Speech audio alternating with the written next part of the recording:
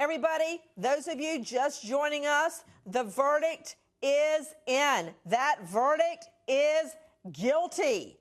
The homeowner has been found guilty for gunning down 2 intruders that come into his home.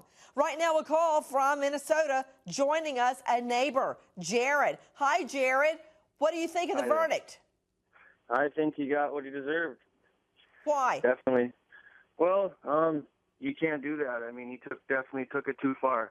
It's one thing to take action in your home, but to the comments that you just read, clearly the guy's got something going on upstairs. And I live next to him, and he seemed like an okay guy, but definitely knew something was up with him. When we started talking to the neighbors, we had a couple of us had dogs that became missing.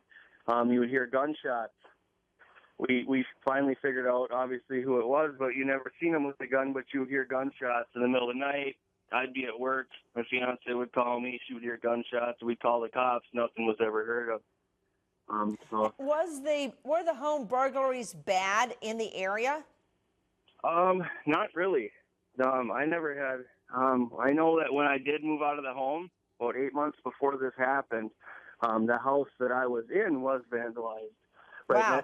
Well, I would say that's a problem. Let's take a look, Liz. Let's see the graphic about what all was stolen from Byron Smith's home before he finally takes action, gunning down 2 teens. Thousands in cash, his father's watch, his Air Force medals and ribbons, also medals and ribbons from Vietnam, firearms, jewelry. As a matter of fact, Dan O'Donnell questioned, Dan joining me from WISN, how many times had this guy been burglarized?